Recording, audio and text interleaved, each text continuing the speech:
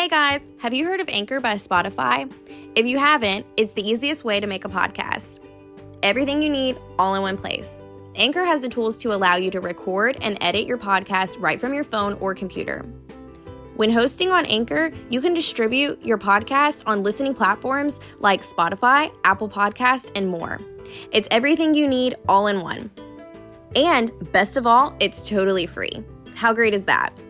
Download your Anchor app and go to anchor.fm and get started.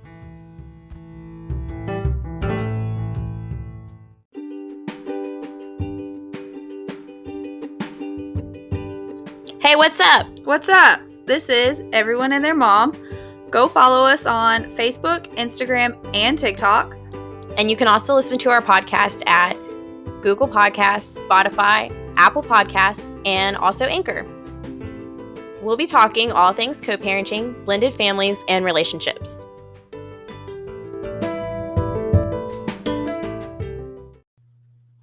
Hi, I'm Morgan. I'm mom. I'm Jerrylyn. I'm the stepmom.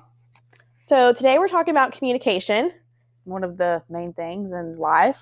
Yes, you need it with literally everything. Every aspect, every form of your life, it's involved. Also not the easiest thing either. Yeah, no, growing up, it's not, in the generation that we grew up in or whatever, it wasn't really a healthy. You also learn to communicate off others. Yes. I've definitely had to learn that. Yeah. Bad habits. I've picked up a few along the way. Oh yeah, definitely. 25 and I'm still learning. Yeah, no, same. I can't believe I'm almost as old as I am. I think I've actually just recently learned to even communicate in the most healthiest ways. Yeah. I mean, mine aren't. I mean, I have a lot of healthy communication ways, but I also like you said, I've picked up on unhealthy ways too, because along the way of even you trying to be healthy in your form of communication, sometimes you learn from the person that you're speaking to or whatever and how to communicate with them. But I mean, that's a huge part of it. What you receive or whatever is, what you put out as well. So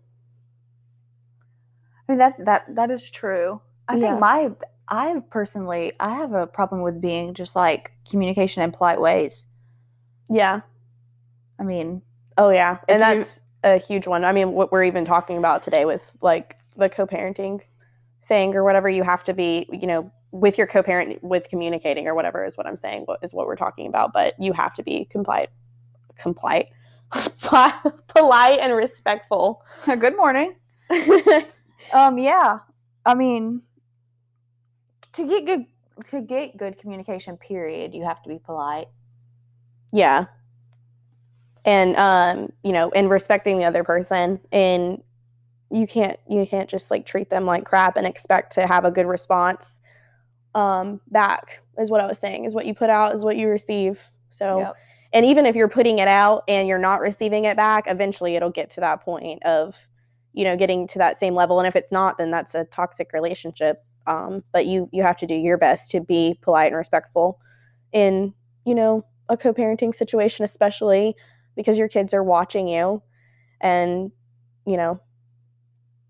keep it about them, really, and focusing on them and being, consistent in your conversations and on the kids. I mean, when I first got with Jesse, I had a really hard time. Did it shut off? Mm-mm. Okay. I had a really hard time realizing that it was just about the kids. I mean, you would call Jesse and just start talking, and I would get really angry. Listen, this is not about the kids, what's going on type thing. Yeah, y'all are more so being friends than anything. And that was just really confusing for me. Mm-hmm. So then as it kept going or whatever, she would obviously reassure me hey, this is literally about the kids, but this is part of it. We have to talk. Yeah. And I mean, I guess that goes with, if you are co-parenting, you have to be friends. Yeah. I mean, you don't have to be friends, but I mean, and that you have to be friendly. Yeah, you have to be friendly, like, and what we were saying with like being polite and stuff like that and respectful, but you do not have to be friends. I mean, hopefully that comes along with you being friendly and polite and becoming to a mutual understanding about the kids. And I mean, mine and Jesse's situation was different. We would fight and then we would just either like come downstairs or something. And then all of a sudden we're friends again. Like we would say the most crazy crap to each other and then just be like, it's okay or whatever, which I mean, it wasn't really healthy, but we've always been kind of friends, like even when we were married.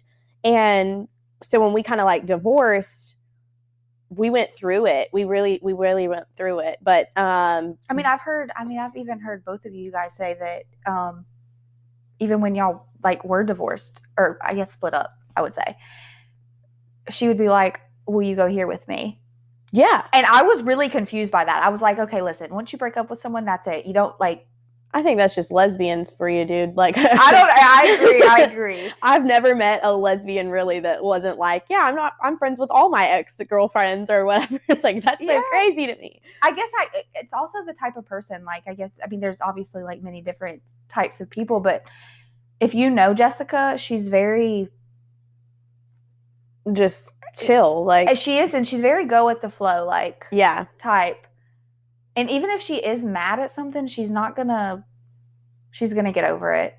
Oh yeah. She's very forgiving, I guess I should say. Yeah. And I'm kind of the same way. So you kind of have to like keep an open mind and, you know, like again, respect the person or whatever. Like you have once been with this person, you love them or whatever in some way or form. And even when you break up or whatever, you have to, you know, and if you have kids, for like, not saying when you break up with this person, I mean, that's great if you can do that and you don't have kids, but if we didn't have kids, we probably wouldn't be speaking, but we do have kids, and which is why it's so important to us to be friendly and to keep a consistent relationship for our children.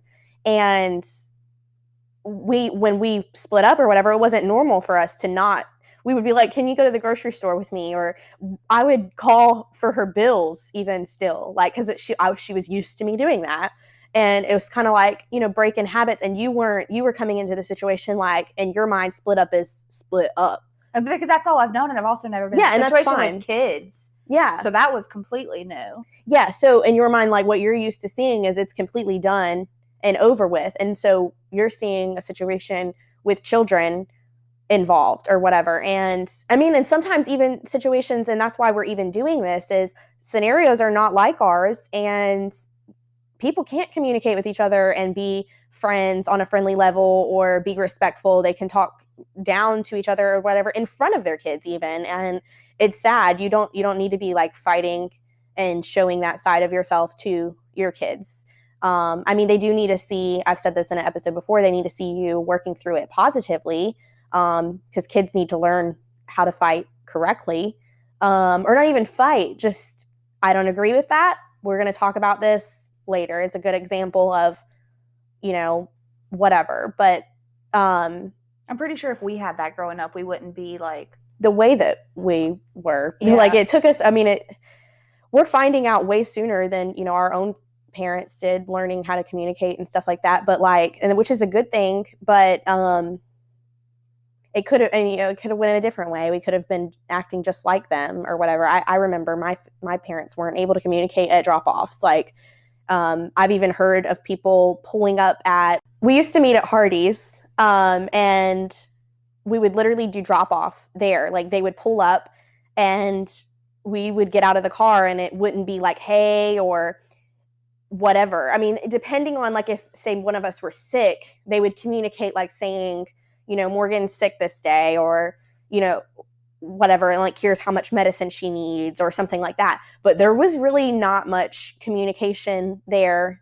And just thinking back to how impersonal it was and stuff like that. And then the way that it is now, like we come in and we're like, hey, you know, whatever. And I know that it's not going to be like that with everybody, but like it is good. It feels good that it is that way. It can get there. And it really, I mean, me and Jesse we've came a really long way. Like it did not just jump into this. Now it's way faster than I thought it would ever be, but it definitely did not just happen. Yeah, you know, no. it gradually got to this point. Like, I remember when you guys first got together, it was kind of uncomfortable for me to go there, and I was so used to going there and just kind of chilling and hanging out for a little bit or whatever. And then it kind of felt like I couldn't because Yeah, no, I wasn't really with that. Yeah. I've said this in, episodes before, but Yeah. I didn't agree with that. Morgan sweeping the floor, I wanted to like take the broom and just throw it out the door because I was not with it. Like, what are you doing coming in here sweeping? Like, there's a woman sitting here, like, I can sweep. I got this. Like, what are you doing? And I think that's like that. That's so funny to me to see just how far we've came. Yeah. No, I mean, I know, but like, I mean, the fucking floor was dirty. Literally. And I look back and I'm like, really, Jerry Lynn? Like, really? Like, yeah. It's floor. Like, now, like, please sweep my floor. I'm sick of sweeping. Like, just help me. But I don't know. It's very, I mean, it's different now, of course, but. Yeah, no, I know. But I mean, I was just joking or whatever when I said that. But back to that. I was used to, going over there and like hanging out and stuff like that. And it was more normal to me. And I felt like I had to back off, and it made me feel like our relationship was going in a negative direction more than a positive. Cause I'm, my kids are used to us like coming over and like maybe like hanging out for just a little bit longer than just, hey, here you go or whatever. And it made me feel so impersonal, like, and stuff like that with them and disconnected from them. But also, even if you have to, like if you're not in a friendly like position or whatever, or a friend like position, you still have to be friendly. You still have to communicate with the co-parent and treat them with the same sort of respect that you want. Yeah. I mean, we were taught that as little kids that what was the saying again? Treat others the way you want to be treated. Yeah, there you go. I mean, it goes back to grade school, guys. It really does. You can't just pull someone's hair and expect to not get it back. But, a little bit more adult-like. Of course.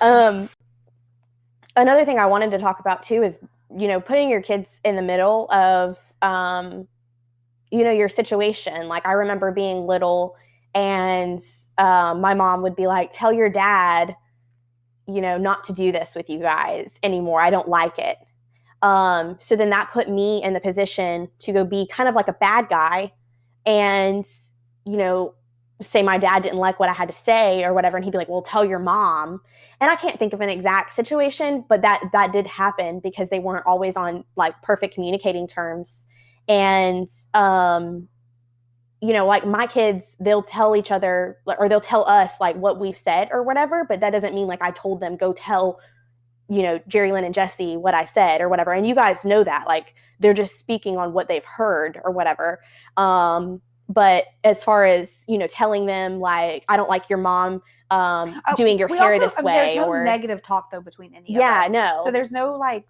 Yeah, so what I meant by that is not like that. I'm just saying like, so if she's, for example, you said one day that Spencer wanted to come over here and go to the pool. Yeah.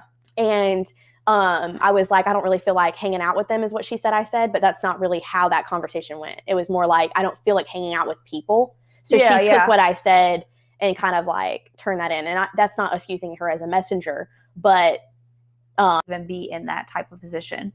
Yes, they're little. They're supposed to be focusing on kid things, and you guys are supposed to be communicating. Do not put your kids in a position to where they're communicating more than you are. I also remember being put through some of that, like that when I was younger. I didn't have like the whole mom and dad. Mine was a little different, and I had grandparents situations, but I was always like, I would always want to turn against one of them.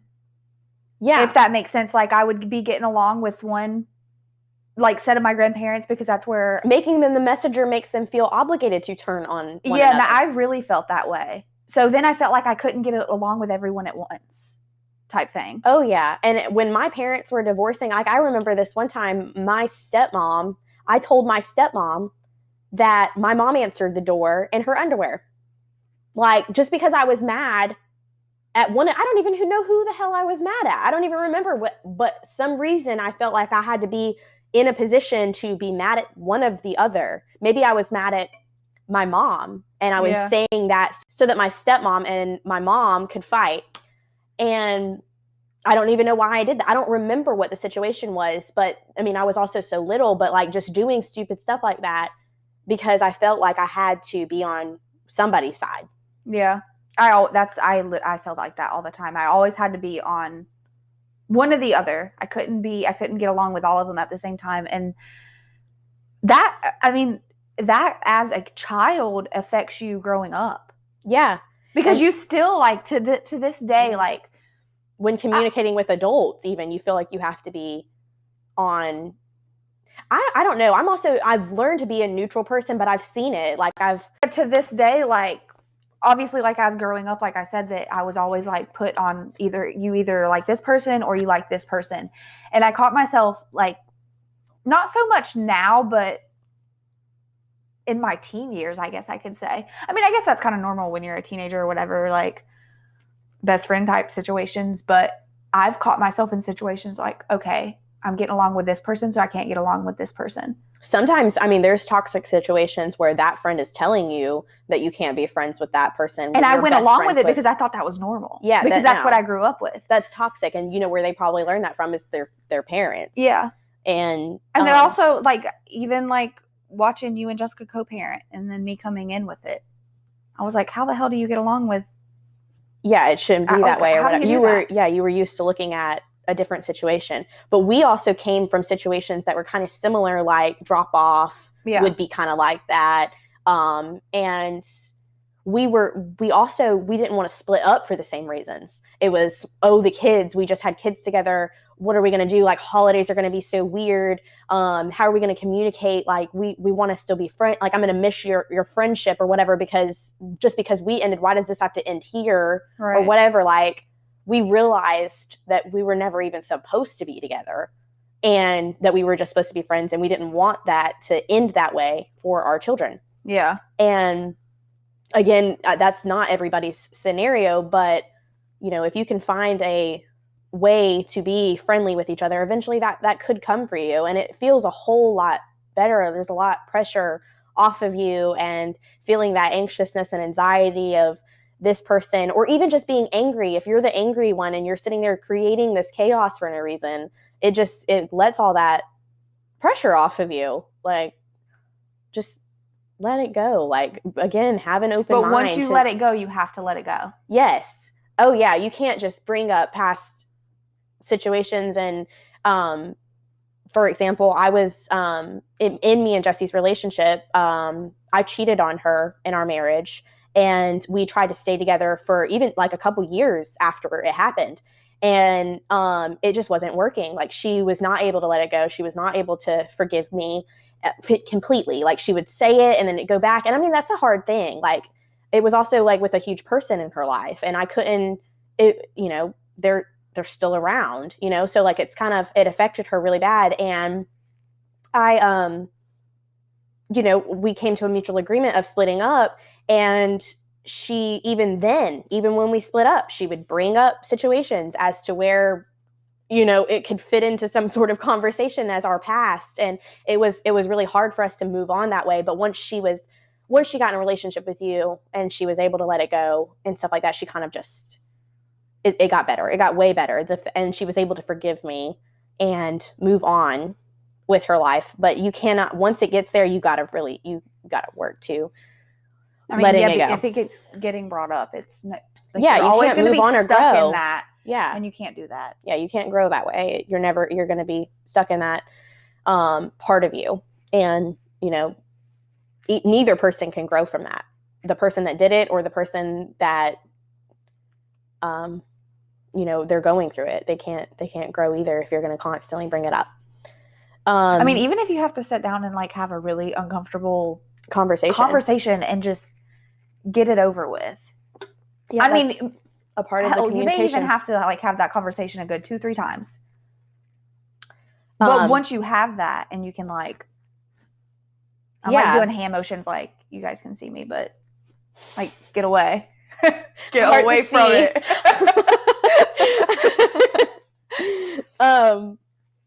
Yeah, no, definitely, because yeah, it's never going to get any better if you're just going to dwell on the past.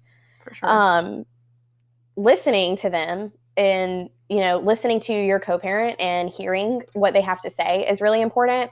Or just in general, communication. This is the whole conversation is about communication, but with any relationship or situation, but in co-parenting, hearing what the other person has to say, you can't just spout out a bunch of crap and, you know, expect to not hear anything back from them and it just be your opinion and not theirs. And, you know, and compromising on what they have to say, because, you know, it's just, it is really important. You know, their opinion matters too. Giving and receiving their feedback. But a good example of that is, you know, Spencer's birthday is coming up, and we always struggle. Her birthday's December 17th, for you guys that don't know, but it's so close to Christmas, and we always struggle every year to, like, we're stressing out already about Christmas, but we're also stressing out about Spencer's birthday. And we, every year, it's a problem with where we're going to do it at, because it's so close to Christmas and everything's just like, also not a lot of options. I mean, it's December. It's cold. Yeah. So it has to be somewhere indoors, and you know, stuff like that. We don't know what the weather's going to be like, but we do live in Georgia, and it could be hot. She's had 90-degree Decembers on her birthday, like December birthday before, you know, but we never know until it gets like right up on it. So we have to plan indoors always. And we've been, you know, bouncing around ideas, and she thinks, you know, let's do a bounce house outside. Okay, well, what if it is cold this year? We don't know. And I'm sitting here saying it needs to be indoors just in case or whatever. And we come to a middle, an agreement. We talk about money. We split everything down the middle. And, you know, if your scenario is not like that, it's an example of, you know, coming to an agreement and compromising in your situation. Also communicating regularly with your co-parent. Your kids need to see you, you know, talking about things that are important to them. A good example I could use is Quinn, not Spencer, Quinn was in soccer, and we would all go to the games, and, you know, we're sitting there talking on the sidelines about Spencer and Quinn, and you know, whatever, and just also cheering Quinn on, taking pictures and stuff like that. And like our kids, it was really important to them to see us, you know, as a group and be family and stuff like that, even though we are divided. And I mean, I feel like a freaking superhero when my kids are like, oh, my parents are all friends. Like, it's a huge accomplishment to me. Like, I feel like I got a trophy, right? And I mean, and the kids are really the ones winning here. Like, they got a huge support system from us, and it's really important to them. But it's became important to me. And I mean, if I can say the same. Yeah, if you set all your differences aside and stuff like that, and if you can finally get to this point, the way that I feel about this and the way that I talk about it, I'm super confident that my kids have the best life, like, ahead of them. And they know it too. And that makes me feel so good that we are doing the right thing. And it's for the kids. Yeah. It kind of hurts my heart. Like, I was reading, I follow some groups on Facebook or whatever, and someone had posted, how do y'all do holidays or whatever? And I'm like, we're going to get into that. But I was like reading all these comments, and it's so sad. Yeah. Like, it was really depressing. I was like, no. Yeah. Like, none of this is positive. Like, obviously, like, you can tell that some of them try to make it work, but there was also some in there that was like, we don't talk. Like, they're at either one house or the other, and then they switch off. And that's exactly how it was when I was growing up. That's so, like, I don't know. That's really sad. Like, I don't know. Mm-hmm. So seeing, like, what our girls have or whatever, like, it. Oh, yeah. Like, that. They get to, we literally bounce from house. If we do bounce around and we don't do it at our own house, we bounce from house to house as a group, like, as a whole. And when me and Jesse first split up, we like, it was awkward. It was very awkward because it was happening around the same time. Like, we were not even on, I don't even think we were on speaking terms. And we all went over to my mom's house for Thanksgiving. Like, she went with me and we are not together. Yeah. And she's like, I'm going with you. She went to my dad's with me to Christmas. And they still give gifts. Both my mom and my dad, they still give gifts to Jesse and stuff like that. Like, we're family still. And I don't know. It just feels really good. Like, it doesn't have to be the end. It really doesn't. And I think most people think that it has to be the end. Yeah. I mean, I'm watching this, like, coming in and, like, seeing all of it, but I've definitely realized that there can be more. Yeah. And that's what I was so scared of, with divorcing and stuff like that, it being the end. I think that's what most people are scared of. Yeah. I mean, if you guys can come together and, you know, get it together for them or whatever, it is the best feeling on earth. We've also already, like, kind of touched base on this, but I kind of want to go back into it and kind of just explain, like, something that I still struggle with communication that is really huge. And I think other people also, like, have a problem with, but hearing the other person. Yeah. I like talking to someone and hearing their side without thinking it's negative and automatically jumping into something that is, like, completely awful. Like, I don't want to hear it. Yeah. So I literally think about just my feelings and not theirs. And I still struggle with that. Yeah. I do too. Yeah. Like, me and Jessica will be talking or whatever, and we're really not even arguing. We're literally just having a conversation. And she wants me to hear her side of the view, but I don't want to hear it because it's not, like, what direction you're going in with at it. all. Mm-hmm. So then we, you know, have our conversation or whatever, and then I'm thinking back on it, and I'm like, wait, her point was actually very valid. Very good point.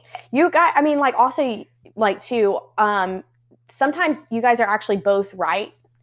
And there doesn't have to be a who's wrong in the situation, but you're not wanting to hear it because you feel like it's not matching up with your points. But you got to remember too, like, and I'm not even like, let me not even direct this at you. I have to make myself remember at the end of the argument or whatever that, you know, for example, like, Patrick will, he'll be spouting off something that doesn't even make any sense to me. And like what you're saying, Jessica's point is not making no sense to you.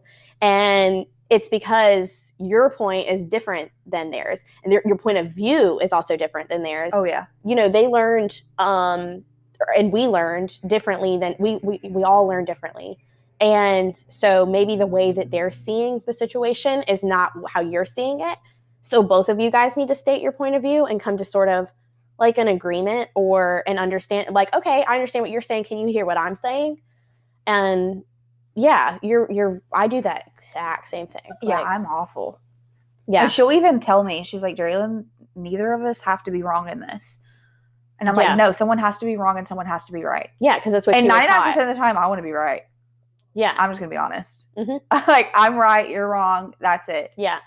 And I've had to, like, unlearn that, of course, but I struggle still. Yeah, no, me too. Especially if I'm not even, like, I'm not going to see your point of view. If you're fighting to not see that point of view, you're obviously going to think you're right because you're choosing not to hear the other person's right. Yeah, that is very true. Yeah, and it doesn't have to be a losing, winning battle. It could be both of you guys are winning because you've chosen to come on a common ground. I think once like, obviously I'm getting better with it, but once you get to that point, yeah, you'll see things much more clear. Yeah, it's a practice. Communication literally is a practicing skill. Like, it's a skill on its own. Like, you have to learn how to do it. Nobody just woke up one day and knows how to communicate perfectly and healthy. And, you know, you also have to be careful about who you communicate with, because then you're going to start picking up on, like, you know, you could be in a healthy relationship but have a bad friend in your life and they're communicating wrong, and that leaks into your good relationship. Oh yeah. And that's an example, but you know, it could go in plenty different ways. Your toxic relationship could affect your healthy friendship, It could be any way. It could go any way at all. Or your toxic relationship could affect your healthy kid relationship. Your marriage, your relationship is important because, it could leak into your kids, and, they're watching your every move, and they're learning how to communicate, and you want to create little humans that know how to communicate. It starts with who is raising them, who they're around. It's really important. I mean, you are doing it for the kids. Yeah. I mean, all of it is for the kids. Yeah, at the end of the day, that's your main focus and your goal, but it could benefit you too. Oh, yeah. Yeah. And then I wanted to go back and touch base on not fighting in front of the kids. I have, I've been in a really toxic marriage with Jesse, and we were not right for each other, and we did not know how to communicate with each other properly in our marriage at all, like in a normal basis. And so when the kids, they're around, and we have fought in front of the kids, and I'm not going to go into too much detail of like what has happened. They were really small. So luckily we got out of that without them remembering or seeing. But the stuff that they do remember and see is, I remember, Spencer has came up to me before, and it broke my heart. And all we did was communicate in tones of voice in an angry way even. And she came up to me just, I don't like that you and mom fight.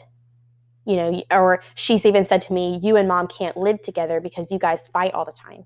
Like, she thought that was the reason why we divorced. And that's what we even told them too. Like, we didn't really know what to tell them. It's kind of, what do you really tell kids it's that hard. Young? Like, they don't get it. And it's so raw and like just out there, and like you don't even know what to do. It's also sensitive to you even. And then you're having to tell these little humans that just, they thought everything was fine, and then all of a sudden it's not fine.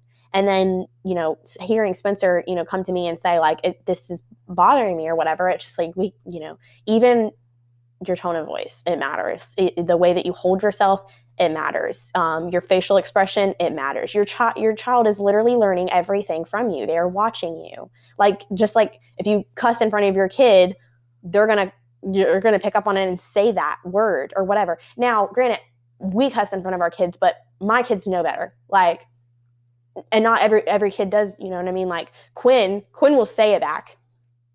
Spencer will, she knows she's not supposed to say that, and that's an adult word. Yeah. Like, they know the difference. Mm-hmm. I have a sailor mouth. It's an issue, but it's also an issue. I'm sorry, I'm not going to fix my mouth. You are an adult, and I waited until I was an adult to be able to talk this way. Okay, so you will too. Yeah. If you want to talk this way when you get older, that's your decision. Though too. Yeah, they do. They really do. Now, Quinn, she thinks it's funny or whatever sometimes to say it. It's not funny. We know it's not funny. We get on to her. We do not condone it or in any way or form. I think every kid, though, that I can remember goes through a stage where they need a little bit of rebellion in their life. They're supposed to press your boundaries. They're learning. That's how they do it. Like, every kid does that. But Spencer, she really, really wants to please you, and she's not really like that. But Spencer thinks the word stupid is bad. Well, she's been taught that. I mean, not in like the aspect of like, well, yeah, but I'm just saying, like, I don't know. I'll be using, I'll get mad at something or something, and I'm like, this is stupid. And Spencer's like, we're not supposed to say that. Yeah, no, I say that too, or whatever. And I've also, I mean, our slang also has like the way that it like I've heard girls like say to each other these days, like teenagers, be like, I hate you, and they don't really hate you, or whatever. It's not, I do that to Patrick all the time. I'll be like, I hate you. Oh my God. Like, I do the same thing. It does not mean I hate you. Like, so I mean, also like it's just slang. Like, it's different these days. Like, there's stupid stuff that our parents used to say. I don't even know. I can't even think of something. Groovy came to mind, but that has nothing to do with stupid. Groovy. I'm like sitting here thinking of words and groovy. Yeah, it has nothing to do with stupid. Or I hate you. I don't know why, but like in my head, I was like, this is a groovy situation. I don't know. That's awful. Why did y'all say that? And the way they even used to dance. Yeah. Wow, we've evolved. Right? Yeah, that's the point of our podcast. It's like now cool to co-parent. Back then it was just like, ew, you talk to your ex. It was more popular to be like, screw them. Yeah, and now we're having to we're trying to make this popular. Yeah. This would, I love that we do us this way. I do too. But so before we end on anything, I wanted to bring up the giveaway. Okay, yeah. Again.